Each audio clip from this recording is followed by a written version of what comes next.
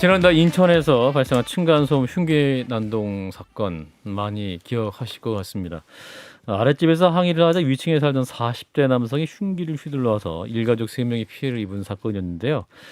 당시 이제 경찰 현장 등이 많이 논란이 됐습니다. 부실 대응이었다. 그래서 논란이 커지면서 경찰서장 직위 해제되고 인천경찰청장은 또 자진 사퇴하기도 했었습니다.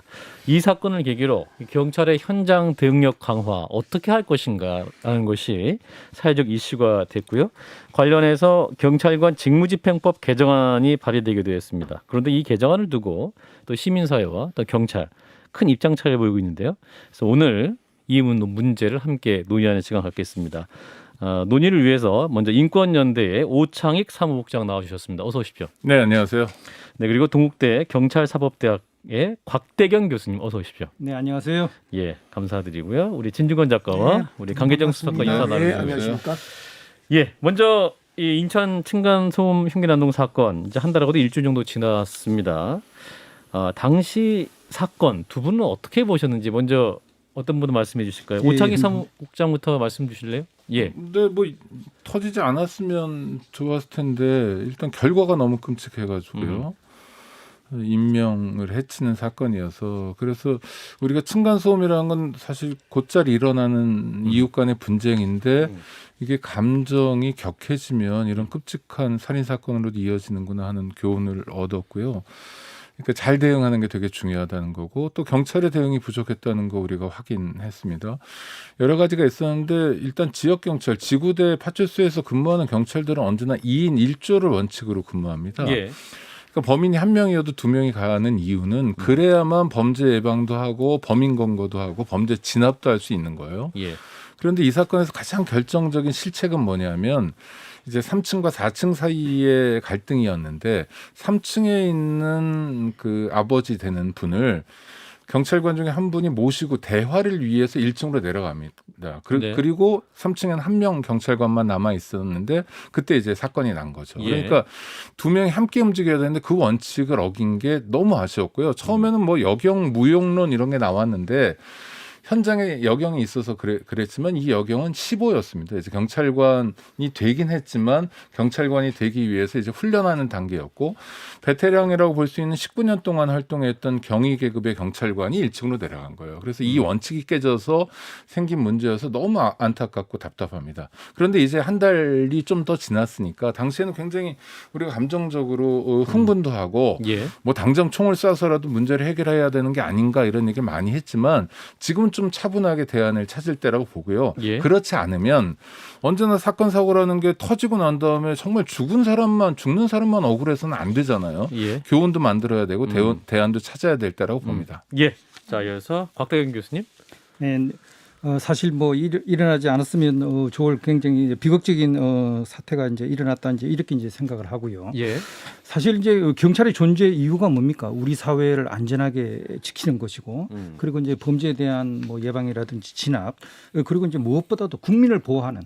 그 국민의 어떤 뭐 생명과 신체, 재산, 뭐 이것들을 보호하는 것이 이제 가장 이제 경찰의 아주 기본적인 업무고, 예. 바로 그 본분을 다 해달라고 이제 국민들이 경찰에게 기꺼이 제복을 입히고 이제 일을 해달라고 한 건데요. 유감스럽게도 두 명의 경찰이 현장에 출동을 했음에도 불구하고 이런 비극적인 사태를 막지 못한 것에 대해서는 뭐 무엇으로도 변명을 할 수가 없다.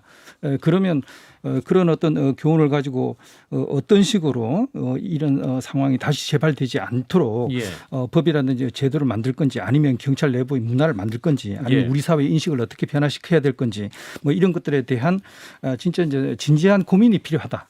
단지 한번 사건 지나고 뭐 굉장히 난리가 나가지고 떠들다가 그냥 어느 시간 지나면 그냥 잊어버리는 이런 식으로 돼서는 안 되는 정말 비극적인 상황이 아니나 그렇게 생각합니다. 예. 자, 논란이 이제 벌어지자마자 경찰이 즉각 현장 훈련을 강화하기도 했습니다. 이 현장 경찰 대상으로 테이저건 특별 훈련도 나서기도 했었는데 이 TF도 만들었어요. 이 대응은 효과적이었다고 보시는지. 아니 쇼를 하는 겁니다. 쇼였습니까? 쇼가 뭐냐면 현장 대응 훈련도요. 계급별로 해요.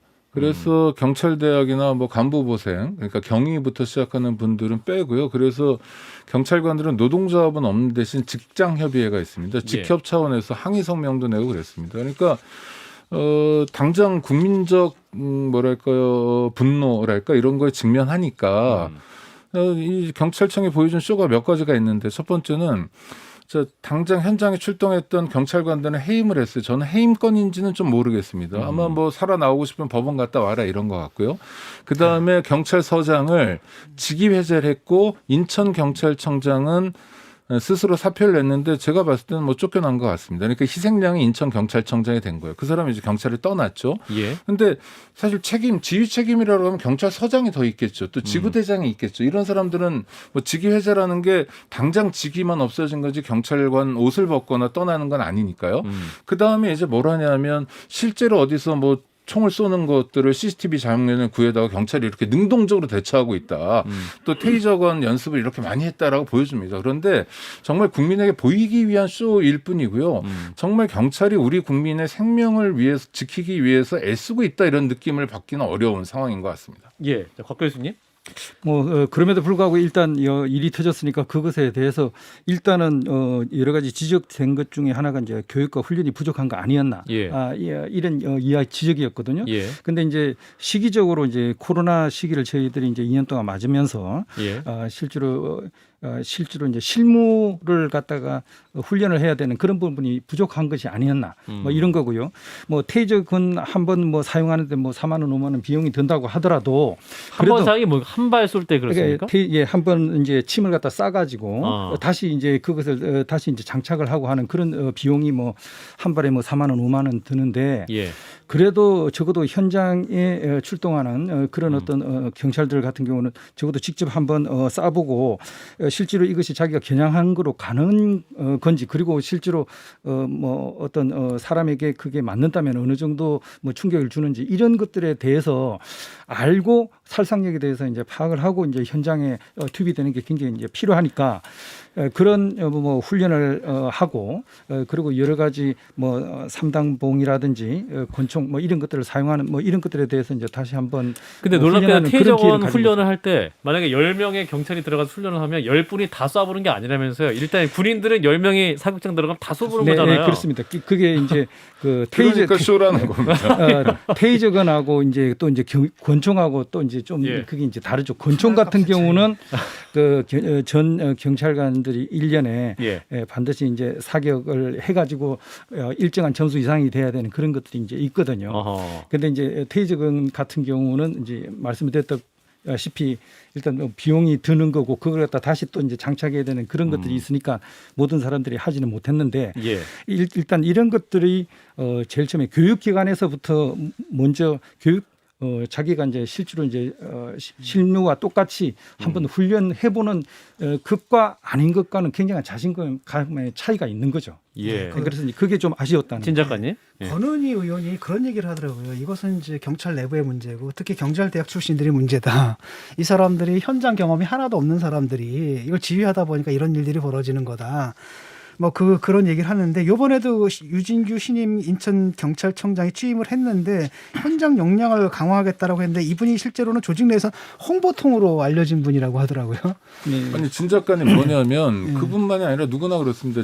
인천경찰청장은 경찰 계급이 맨 위에가 치안총감이라고 큰 무궁화 4개인데 경찰청장 1명이고요. 밑에 치안정감이라고 있는데 큰 무궁화 3개. 인천경찰청장의 치안정감입니다. 여기까지 올라가려면 현장 경험을 가진 사람 절대 못 올라갑니다. 경찰서장 계급이 총경이라고 하면 총경도 될 수 없어요. 현장에서 범인을 검거하고 진압하고 정말 뛰어다니는 사람들은 승진 못합니다. 어떤 사람들이냐면 경찰청에 앉아가지고 경찰대학이나 간부보생 출신으로서 기획 업무하고 기자들을 접대하고 홍보하고 이런 걸 많이 하는 사람들이 승진하는 겁니다. 그러니까 현장하고 동떨어지게 이를테면 3층 현장에서 경찰이 총을 쏴야 된다 이런 얘기 경찰청장이 막 함부로 합니다. 근데 총이 얼마나 무섭냐면요.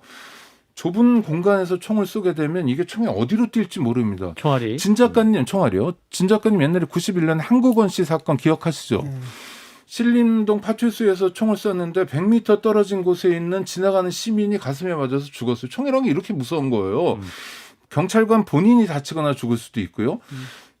범죄자가 아니라 피해자가 다치거나 죽을 수도 있습니다. 그런데 이렇게 경찰청장이 함부로 얘기하고 경찰이 이런 분위기로 가는 건 뭐냐면 권은희 의원이 지적한 것처럼 현장에 대한 이해가 전혀 없기 때문입니다. 그러니까 제가 두 분 말씀이 관계자 궁금한 수석이 것이 하나는 말씀하시고 교수님 할게요. 매뉴얼이 없다는 겁니까? 매뉴얼에 따른 훈련이 안 돼 있다는 겁니까? 아니요, 그러니까 총을 쏠 상황 자체가 아니에요, 상황이. 그러니까 지금 어떤 제가 상황이 살펴본 생기면 뭐냐면, 총을 쏴야 네. 된다, 안 쏴야 된다 이런 것이 숙지돼야 될 거 아닙니까? 그렇죠. 네, 그런 것에 대한 내부 박대기 규정, 교수님. 뭐 매뉴얼 뭐 이런 것들은 이제 있고요. 이제 있는데 이런 것들이 실제로 이제 실무 경찰관들이 이제 위급한 순간에 긴박한 순간에 자신 있게 필요하다면 이제 사용할 수 있는 그런 정도의 충분한 교육과 훈련이 됐느냐, 뭐 이런 부분에 대해서 일부 이제 지적이 그러니까 나옵니다. 5단계인데 처음에 이제 범죄자가 저항하면 경찰 봉을 쓴다. 네. 그리고 폭력을 휘두르고 위협하면 테이저건을 쓴다. 네. 그다음에 그리고 치명적 아주, 공격을 예. 가하면 권총을 권총을 쏜다 이렇게 돼 예, 있잖아요. 근데 치명적이라는 판단 아니, 자체를 그러니까 어떻게 해야 됩니까? 이게? 중요한 건 다 경찰관들이 현장에서 판단해야 돼요. 근데 예. 지금 이번 인천 사건도 핵심이 뭐냐면 2인 1조잖아요. 근데 예. 한 명이었기 때문에 대응을 못한 건데 위험도가 높은 사건 같은 경우에는 2인 1조면 2개 조가 가야 됩니다. 그런데 그렇게 못 가요. 지금 박근혜 문재인 정부 10년 동안 경찰이 정말 뭐 어마어마한 혜택이라고 할 정도로 인력 증원이 됐습니다. 엄청난 규모로 됐어요. 특히 의경을 없앤다면서 많이 늘어났어요. 예. 그런데 이 인력들이 국민들의 입장에서는 누가 필요한 겁니까? 이를테면 교통을 봐주거나 또는 도둑을 잡아주거나 아니면 지구대 파출소 지역 치안을 맡아주는 경찰관이 필요한데 이를테면 우수한 인력이 들어왔단 말이에요. 뭐든 잘하는 인력이 들어오면 이 인력은 경찰청부터 배치합니다. 예. 경찰청에 이를테면 정원이 뭐 800명이다 하면 1200명 정도 정원 초과해서 일해요. 가장 우수한 사람은 경찰청, 그다음에 서울경찰청과 지역경찰청, 그다음에 경찰서, 그리고 뭔가 부족해 보이는 자기들 뭐 인사평가에서 부족해 보이는 사람들이 시민들에게 치안 서비스를 제공하는 사람들이에요. 그러니까 이 사람들이 자신감을 갖고 또는 자존감을 갖고 지역 치안 활동을 할 수 없는 거죠. 청장은 아무리 현장 경험이 있다고 하더라도 정말 지구대 파출소에서 처음에 입사한 다음에 1, 2년 정도 이렇게 돌아가는 코스로 근무한 거 말고는 전혀 없는 사람들이에요. 예. 그러니까 이제 현장과 지휘부가 따로 노는 게 굉장히 큰 문제고 인력을 일선에 제대로 투입해주지 않는 게 큰 문제인 겁니다. 예. 그 당시 인천 사건 때 총기를 사용했어야 되는 상황입니까? 오창기 사무국장 아까 의견 말씀하셨고 우리 곽대근 교수님 어떻게 판단하세요? 일단 가장 이제 말씀하신 대로 좀 아쉬운 것이 만약에 이제 위험한 상황이 돼가지고 이제 가잖아요. 예. 그러면은 지금 현재 이 사람들 사이에 어떤 이웃 간의 어떤 대립이나 갈등이 그 동안에 어떻게 되어 있었는지 이런 것들에 대한 정보를 출동하고 있는 순찰차의 사실 담당 경찰관들에게 일단 좀 전달이 돼가지고 이게 이제 처음으로 이제 신고가 들어온 것이 아니라 어허. 이전에 뭐 여러 번에 걸쳐가지고 갈등이 신고가 쌓였었던 오고 것이냐. 그런 거라 그러면은 이 경찰관들이 일단 준비도 장비 같은 것도 예를 들어 가지고 방검복이라든지 이런 것들을 착용을 하고 가고 혹시 어떤 돌발적인 그런 어떤 폭력 상황이 될지도 모르겠다 이런 거에 대한 어떤 마음의 준비를 하고 그런 거에 장비라든지 이런 것들을 가지고 가는 거하고 예. 그냥 통상적인 이웃 간의 그냥 다툼이니까 그냥 서로 이제 두 사람을 갖다 분리시키면은 좀 시간 전에 되나보다 하는 이런 정도로 이제 판단을 하고 현장에 가는 그런 건 이제 좀 다르기 때문에 예. 그런 출동할 때 그런 청구들이 이제 좀 더 적극적으로 이제 일일이 신고 들어온 이후부터 그 상황들이 좀 알려졌어야 되고요. 그리고 이제 그 말씀하신 대로 일단 어떤 공격적인 행동을 할 수 있는 사람이 이제 4층에 있다고 그러면 그 사람이 자기 집에서 이제 밑으로 이제 내려오지 못하게 그게 이제 사실 중요한 거거든요. 그래서 이제 경찰관이 있었다면은 좀 3층 쪽에 이제 있고 그리고 가족들은 안쪽에 있는 이런 식으로 그래서 이제 경찰관이 그 입구를 갖다 지키는 그런 식으로 좀 근무를 하는 그런 것들이 필요한 상황이었고 당연히 뭐 두 사람이 같이 있으면서 그 문 쪽에서 설명을 듣고 어떤 상황인지 그러면 제복을 입고 있는 경찰관 두 사람이 피해자의 집 앞에 있는 이런 상황 같으면은 윗집에 있는 사람이 함부로 내려오거나 교수님께서 그런 그러니까 행동을 총까지 하기 어려웠을 쏠 상황까지는 아니었다는 생각이신 거군요. 그렇게 예. 예방을 하고 만약에 그 사람이 일단 그 흉기를 들고 온 그 상황이었잖아요. 그 흉기를 들고 있는 그 상황이 된다면 당연히 그 테이저건을 사용할 그 현장에 있던 경찰이 테이저건을 사용할 수 있는 그 상황이었던 거죠. 근데 테이저건은 그때 각군이 있었습니까? 총기하고 총기 근데 두 개 다 갖고 늘 있었습니까? 휴대하고 다니는 늘 휴대합니까? 그래서 테이저건도 있었고 그리고 이제 그 1층에 있던 그 경찰관은 권총도 이제 가지고 있는 그 상황인데 예. 그때 이제 그런 걸 갖다 충분히 사용 할 수 있는 상황이었음에도 불구하고 그런 걸 갖다 사용하지 못하고 그러면 거기는 질문 하나 드리고 당황 그 3층과 2층 사이에 3, 4층 사이의 갈등은 네. 그때 처음 신고된 겁니까? 아닙니다. 그러면 그래서 신고가 여러 번 한 됐다면 네 번. 출동하는 경찰 입장에서 여기는 상습적이야. 예. 오늘은 싸움은 크게 나겠어. 네. 오늘은 단단히 마음 먹고 내가 가서 좀 조정을 해봐야 되겠어. 또는 네네. 제압을 해봐야겠어.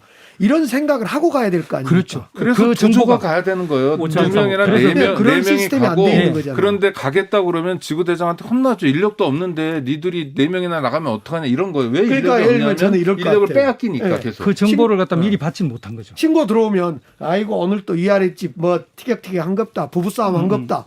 이렇게 가면 테이저건이 아니라 뭐 중무장 활약을 하고 가도 쏠 수가 없죠. 마음 자세가 안 돼 있으니까. 네. 그래서 그런 데이터를 출동하는 순간에 제공되거나 네네. 인지하거나 뭐 그런 시스템이 장착돼야지. 그런 게 이제 필요하다. 총을 쏘냐 마냐 지금 이런 문제는 아닌 것 같은데. 네네. 근데 그 한편으로는 진중훈 작가님? 뭐랄까 그분 그 현장에 있었던 그 경찰관 이탈했던 그분이 이제 쓴 글을 좀 봤는데 그 너무 급작스럽게 갑자기 끔찍한 일이 벌어지니까 자기가 이제 트라우마에 좀 빠졌거든요. 예. 그러니까 저 상황 같으면 나도 저럴 수 있겠다라는 생각은 좀 들더라고요. 네, 그럼요. 예, 그래서 참 이게 경찰의 업무가 박다영 결코 교수님. 네. 단순한 것이 아니고 최근에 좀 안타까운 게 경찰 업무를 뭐 안정적인 국가 공무원 이렇게 생각하는 그런 사람들도 있는데요. 정말 경찰은 국민을 보호하고 어떤 다른 사람의 생명을 지키기 위해서 자기를 희생할 수 있는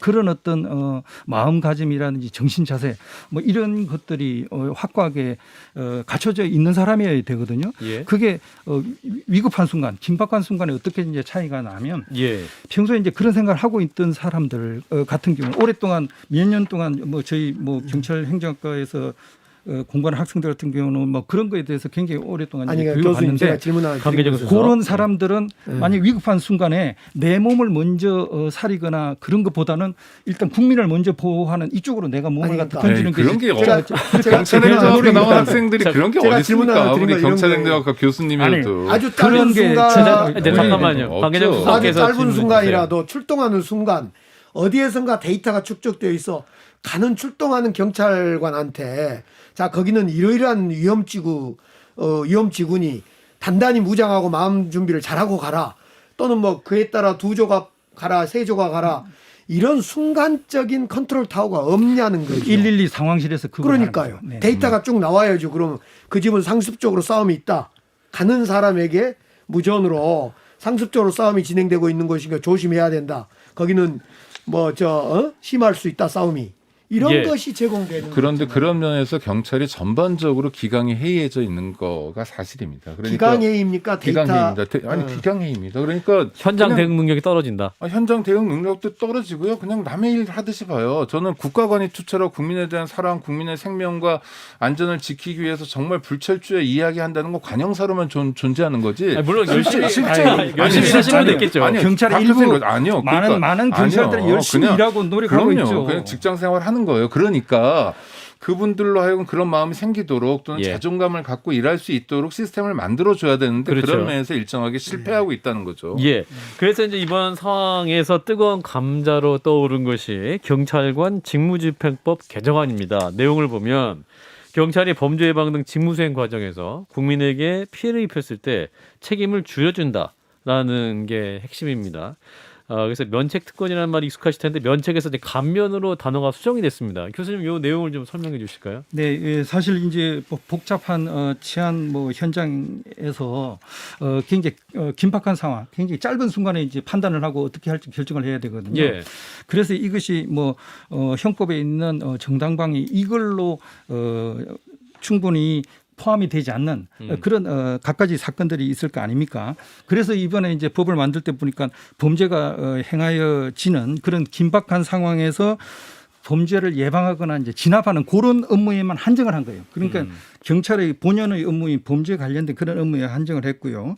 그 직무 수행 과정에서 만약에 다른 사람이 피해를 입었다 할 그런 경우에 직무 수행에 있어서 이제 불가피했고, 그리고 이 경찰관이 고의라든지 또는 중대한 과실이 없는 그런 경우에 형사적인 책임만 감경을 해주거나 면제를 해주자 이거거든요. 그래서 이건 뭐 민사적인 소송 이라든지 또는 내부의 감찰 이런 거에 의해 가지고 이제 만약에 잘못된 게 있으면 그런 거는 당연히 처벌을 받는데 형사적인 책임만을 면책해주는 이게 돼야 현장에 경찰의 자신감이 더 생길 수 있다. 출동하는 경찰관들이 보다 더 적극적으로 할수 있다. 보다 더 자신감 있게 현장에서 이제 대응하는 박대기 교수님 그런 말씀이요. 준비가 되지 않습니까? 사실관계를 말씀드릴게요. 경찰청은 이런 식으로 이제 사건이 터지면 자기네가 평소 수건 사업인 법안을 많이 밀고요. 그럼 뭐 여당 같은 데서 좀 스크린을 해줘야 되는데 해달라는 거 다 해줍니다. 자 보세요. 총기 사건으로 그 시민이 사망하는 사건, 제가 조사했던 사건 2001년 진주 사건이에요. 꽃집에 꽃집 사장이 술을 마시다가 흥분해가지고 흉기를 휘두르면서 아들을 죽이려고 하고 신고가 들어왔다는 거예요. 예. 경찰관이 현장에 출동해 총을 쐈는데 아들은 없었고 혼자 있었고 흉기도 들고 있지 않았어요. 그래서 제가 그 총을 쏜 경찰관도 만나봤는데 저는 그때 그 경찰관도 트라우마가 느껴지는 게 제가 집을 찾아갔더니 엎드려 절하면서 막 팍 떨더라고요. 그러니까 이게 정말 죽은 사람 말할 것도 없고 정말 끔찍한 일이었는데 나중에 이제 가족들이 소송을 했습니다. 형사처벌 안 받았고요. 민사 책임만 물었습니다. 그래서 20년 전 사건이 한 4,500만 원인가 이렇게 물게 됐어요. 여태까지 그랬습니다. 정말 터무니없이 사람이 죽어나가도 왜냐하면 수사 안 하고 기소 안 하니까 공무원들이 이런 일로 공무집행과 관련해서 형사처벌 받는 일은 없었어요. 그런데 혹시 불안하니까 하나씩 더 껴넣자는 거예요. 그러면 지금 형사처벌이 두려워서 경찰이 적극적으로 대응을 안 한 거냐? 사실이 아니죠. 그러니까 본질을 감추기 위해서 이런 것도 에드벌론처럼 띄우는 거예요. 이렇게 하면 안 되는데 경찰청이 하고 또 국회에서도 그걸 화답하면서 하고 있습니다. 그러니까 답답한 정당한 노릇입니다. 공무집행은 이미 기존 법 체계에서도 이게 정당 행위로 처벌 대상이 아니지 않습니까? 실제로 처벌받는 예. 사례가 예. 거의 없습니다. 아니요. 박대기 그런데 그렇지 않죠. 지금 있는 만약에 정당 방위를 하려면 그 정당 방위를 우리가 하려면 조금 뭐 복잡하긴 하지만 구성 요건 해당성이라든지 뭐 위법성, 책임 뭐 이런 세 가지 조건이 맞아야 된다든지 이렇게 이제 이야기를 합니다. 예. 그래서 이 정당 방위 같은 위법성에 조각이 되는 거예요. 이 자기가 이제 위법한 그 행동 그걸 갖다가 이제 정당 방위이기 때문에 이제 처벌을 받지 않도록 이렇게 하는 이건데 예. 지금 문제가 현행법이 그렇다? 지금 현행법은 위법성 그게 아니라 위법성이 인정이 되는데 책임 부분입니다. 일단 그 사람이 정당하게 공부를 수행하는 중에 굉장히 짧은 시간에 판단해가지고 국민을 보호하기 위해서 어쩔 수 없이 이제 그 물리적인 어떤 공격력을 행사했을 이런 경우에 책임을 갖다가 좀 덜어주자 이런 거거든요. 그래서 아니, 정당 그러니까 방위로 포함이 되지 않는 교수님. 그 다른 걸 이야기하는 거죠. 자, 김청룡 청장이 이번에 그런 얘기를 우창희 했어요. 사무국장입니다. 인권 문제 우리가 일으키는 게 뭐 있냐. 옛날에 백남기 농민 사망 사건 말고 그럼 백남기 농민 사망 사건 때 물대포로 직수 사격해가지고 노인이 쓰러져서 돌아가셨어요. 그것 때문에 형사처벌 받은 경찰관이 한 명이라도 있습니까? 없습니다. 다른 경우도 마찬가지. 예를 들어서 잠깐만요. 그 이근한 씨처럼 아주 극단적인 사례가 뭐 고문 때문에 이제 형사처벌을 받거나 이런 경우가 있었던 거지. 이근한 씨도 정말 운이 좋아서 그렇지. 예. 역사적으로 얼마나 많은 고문이 남영동 대고문실만이 아니라 곳곳에 있었는데 고문 경찰관들이 처벌받았습니까? 안 받았습니다.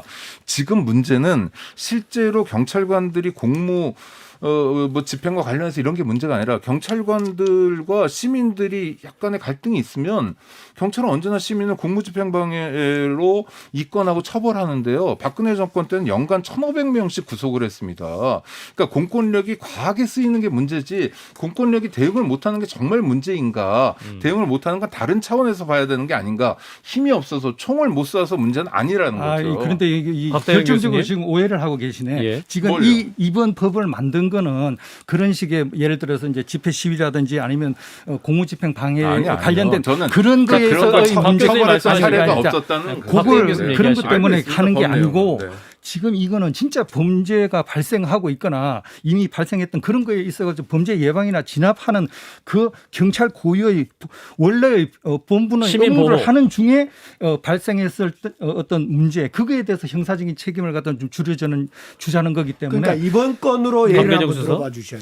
예. 그러니까 이번 같은 이런 경우에 만약에 이제 그런 흉기를 갖다가 이제 들고 적극 오는 인정할 그런 수 것 있었다. 같은 거 그런 거에 적극적으로 테이저건을 사용을 하든지 아니면 총을 쐈다. 권총을 갖다가 사용하는 그런 과정 중에 뭐 그 사람이 다쳤다든지 아니면 기물이 파손됐든지 하는 이런 거에 있어서 이 책임을 갖다 줄여주자는 거죠. 그 경찰직 입장에서는 또 이런 진중권 작가님. 그 4만 6천 명의 현장 경찰관이 있지 않습니까? 그런 분들 중에서 사건에 투입됐다가 막 부상을 당하거나 그런 경우가 얼마나 됩니까? 그게 뭐 18,000명 정도 뭐 그렇게 이제 통계는 나오거든요. 1년에? 그 1년에요. 아닙니다. 그런 통계 어디 있어요? 이게 네. 이 통계는 다쳤다는 게 아니고 그러니까 주로 이제 다쳤는 걸 주치자나 물어봤잖아요. 이런 사람들에 의해 가지고 1년에 일을 하다가 그런 사람에 의해서 이제 폭행을 당하거나 아니, 위협을 그거는 당하는 경찰이 그런 걸 경찰이 이야기합니다. 정말로 거짓말하는 통계고요. 김창룡 진짜로 1년에 18,000명의 시민이 경찰관을 폭행했으면요. 18,000명은 다 구속됐습니다. 저희가 사례들을 구체적으로 보면 경찰관 공무집행 방해로 뭐 벌금 이상 형사처벌을 받은 사람들이 경찰관을 공격할 때 똑같은 부위를 해요. 가슴을 쳤다는 거예요.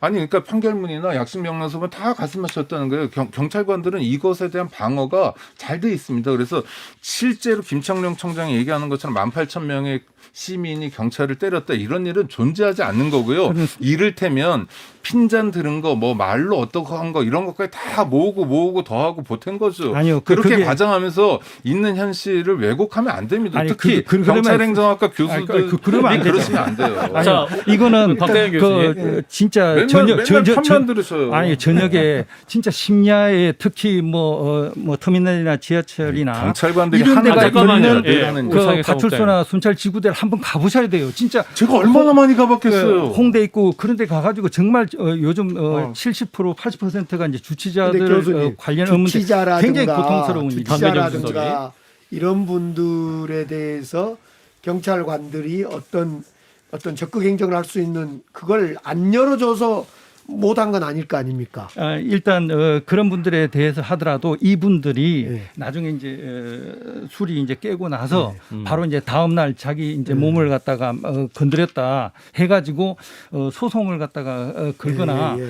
그 이제 뭐 국가 뭐 인권위원회라든지 뭐 이런 데다가 이제 뭐 진정을 하고 하는 이런 것들이 이제 굉장히 많기 때문에 이제 그런 부분 경찰관들이 때문에 일선에서 현장 대응 능력이 떨어진다는 굉장히 말씀이신 이제 거고. 위축되고 이제 조심스러워지는 거죠. 앵커 이 얘기 수십 년째 하고 있는데요. 제가 예. 2003년 뭐 노무현 정부 때 오창희 경찰혁신위원, 2017년에 경찰개혁위원, 뭐 검경 수사권 조정위원 이런 거 하면서 경찰이 자문 활동 많이 했어요. 그럴 때마다 경찰관이 또 방송에서 이러면 예. 이런 얘기를 합니다. 지구대 한번 와보라고. 그래서 제가 토요일 밤에 뭐 신천지구대, 이태원, 홍대 다 가봤어요. 토요일 날 가니까 손님이 없다고 금요일 날 오라고. 요새 목요일 날 오라고. 무슨 얘기냐면 그런 어떤 이렇게 망상 같은 게 존재하는 거예요. 경찰관들은 늘 주치자에게 폭력을 당하고 있다. 그래서 실제로 직원들하고 만나서 물어보면 그런 폭력을 입었다는 사람 없어요. 근데 경찰은 잠깐만 숫자가 얘기를 나오는데 들어보세요. 통계가 나오는데 그 숫자가 왜곡됐다는 아니, 거죠. 중요한 건 공무집행 방해로 구속되는 사람들의 숫자는 1년에 정확히 만 명이 있는 거고요. 넘는데요. 아닙니다. 그렇게 14,000명이 그 일방적으로 편만 들으시면 안 되고 객관적 사실을 그대로 봐야 돼요. 대한민국 국민들이 경찰관을 향해서 폭력적인 성향을 보이는 국민들이 가끔 있지만 예. 그 사람들은 공무집행 방해를 통해서 입건되고 처벌받고 있습니다. 한 가지 신 작가님? 이렇게 제가 뭐 여쭤볼게요. 그러니까 경찰이 정말 그런 일 때문에 소극적인 대응을 해서 벌어졌던 사건 같은 게 있나요? 이 제일 뭐 사례가. 저희들이 아쉬워하는 게 사실 이제 정인이 사건, 예. 그거하고 이제 송파에서 이제 발생했던 그런 사건인데요. 이 정인이 사건 같은 경우도 이제 경찰이 한 뭐 3번 정도 이제 방문하고 했을 때 사람들이 왜 초창기에 그런 가정 폭력의 어떤 징후 이런 것들을 파악을 해도 보다 더 적극적으로 예. 개입을 해가지고 부모하고 분리를 시키지 않았느냐. 예. 뭐 그런 걸 갖다 아쉬워하는 거죠. 근데 이제 그게 좀 소극적으로 된 거고요. 그리고 이제 이전에 송파에서 이제 발생했던 전자발찌를 착용하고 계신 분이 이제 결국 사람을 갖다가 이제 살해한 그런 사건 같은 경우도 분명히 그 사람의 집을 갖다 4번이나 갔음에도 불구하고 그 사람의 집 안에 적극적으로 이제 뭐 문을 열고 들어가가지고 안에 확인하고 그럴 수 있는 법적 근거가 없으니까 굉장히 이제 소극적으로 했는데 알겠습니다. 결국은 그 안에 그 시신이 있었던 거죠. 예. 그러니까 시간이 거의 다 총이나 끝나가지고요. 테이저건을 안 써서 정인이 사건이 생긴 게 아니죠. 그러니까 예. 답을 그렇게 찾는 게 아니라 네네. 우리가 어떻게 하면 자치경찰이라고 껍데기만 하고 있는데 제대로 된 치안 서비스를 받을 수 있을까를 경찰청이 명확하게 답을 내놔야 되고 그거는 현장 인력을 강화시키는 겁니다. 현장 인력 강화시켜야 된다. 자, 어떤 경찰이 돼야 될 것인가 저희가 논의하고 있는데요. 자, 일단 곽대경 교수님의 마무리 발언으로 그럼 경찰 어떻게 변화해야 되는가 말씀. 경찰이 30초씩. 예. 실제로 뭐 가장 중요한 것이 국민을 보호하고 우리 사회를 안전하게 지키는 거 아닙니까? 예. 경찰이 좀 제대로 일을 할 수 있도록 기본적인 법 제도적인 장치 뭐 이런 것들 마련하고 예. 그리고 경찰은 그동안 많이 이제 변화를 위한 그런 노력들이 있어 왔고요. 그리고 예. 이제 최근에 뭐 저희 제자들 비롯한 젊은 경찰관들 굉장히 열심히 성실하게 하려는 그런 사람들 많이 있습니다. 예. 70년, 80년대 경찰에 대한 그 잘못된 선입관 그걸 가지고 지금 아직까지 그런 경찰로 보는 그런 거는 굉장히 안타깝고요. 변하고 있는 경찰에 대해서 적극적으로 박수를 쳐주고 격려를 해주고 저희 대한민국 같은 경우는 세계적으로 봐도 치안 질서가 굉장히 안정된 나라라고 이야기하는데 좀 더 마무리해 주십시오. 신명나게 일을 할 수 있게 법 제도적 장치를 마련하는 게 자, 필요하다고 오창희 생각합니다. 사무국장님 마무리 발언 20초. 경찰청이 다른 나라에는 없습니다. 자치경찰을 하니까요. 예. 지방경찰청이 이렇게 클 필요 없습니다. 경찰서도 마찬가지고 가장 큰 조직, 가장 사람이 많은 조직은 지구대 파출소가 돼야 되고 그래야 우리가 적절한 서비스를 제때 받을 수 있습니다. 이렇게 구조 조정을 해야 합니다. 예. 시간이 좀 아쉽네요. 자, 한판 썰전 오늘 여기서 마무리하겠습니다. 인권연대 오창희 사무국장님, 동국대학교 경찰사법대학의 곽대경 교수였습니다. 두 분 고맙습니다. 예, 감사합니다. 감사합니다.